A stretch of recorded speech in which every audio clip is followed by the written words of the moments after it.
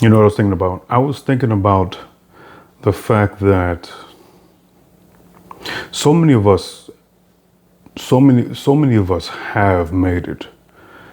And when I say that we made it, I mean we have the opportunity for peace. We have the ingredients necessary to have peace. It's one of the reasons why peace is just so hard to attain is because you are fully aware of the inevitable tragedy of existence from all of these headlines with this random act happened and this random act of destruction happened.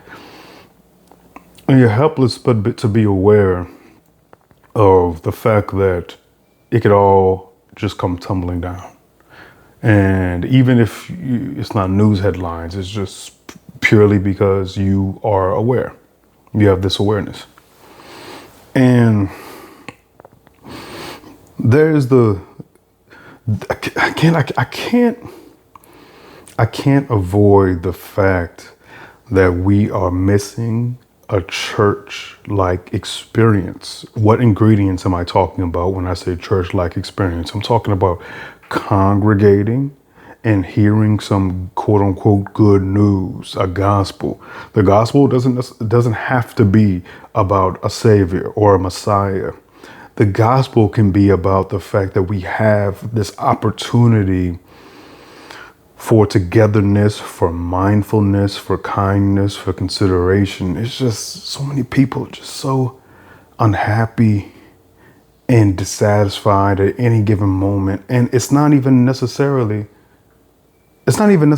because of a hardship in their life. Sometimes it really is a matter of you versus you fighting your own demons. You not taking the appropriate supplements. Like there's a supplement that I've been taking. It's a quote fermented vitamin D3 with turmeric, and oh my God, it makes me feel so good. It's just I have to chew it, and it makes the turmeric freaking temporarily stains my tongue orange. Other than that, 'cause I have to chew it, then drink it.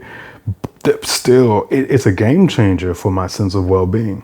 It's a game changer for my sense of well-being.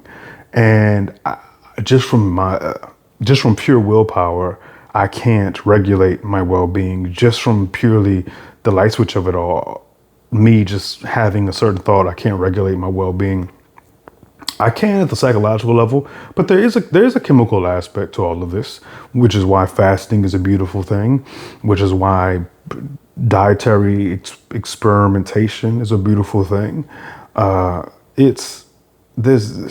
bottom line is all of us, it would behoove us to get to a point where we can really appreciate our circumstances. There's a never enough. I believe it's so funny and it's so paradoxical in a way, unless you get down to the details, which is why, again, congregation is so important. Congregation is so important because you have to get into the details as to why I believe life is worth living for a lot of people. Because a lot of people, they show that life is not worth living through their behavior, through their actions, through their misery. They're miserable and they don't express this outright and straightforwardly. Instead, their misery expresses itself in all these indirect, passive aggressive ways. And I know all about that if I did not apply an attentiveness to my behavior, to my internal world. If I wasn't perpetually attentive to it, I would absolutely be just as bad as anybody else that I complain about.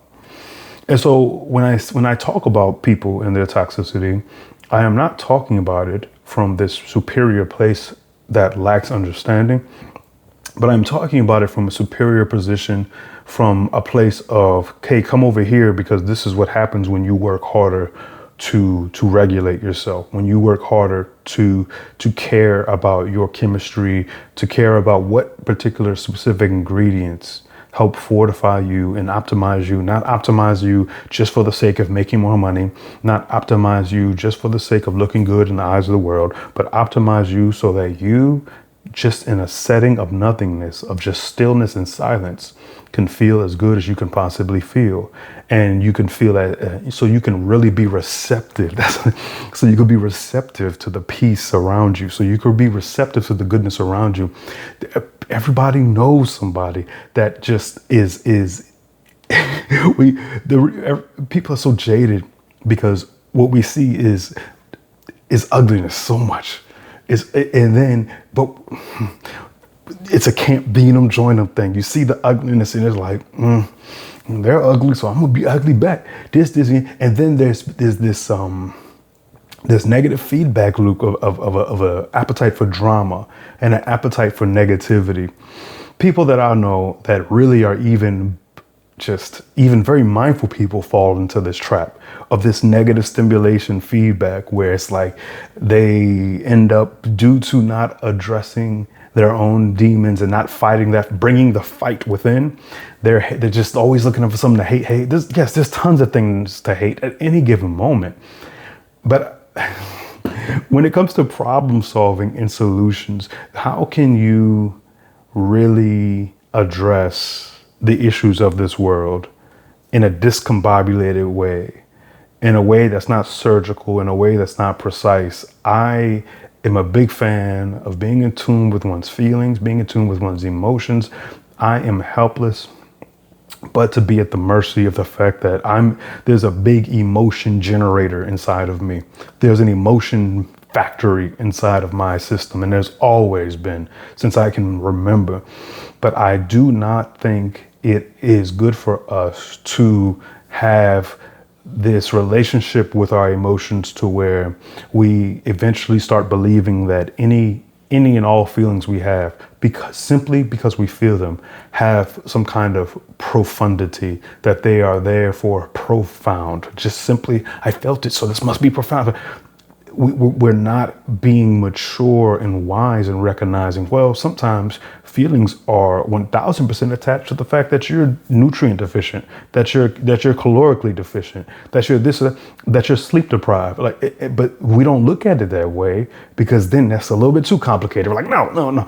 But it's simple, but it is complicated, and it's complicated, but it is simple. But the bottom line is what I was first talking about, and what the whole point of this is, we have to talk about it. It has to be discussed.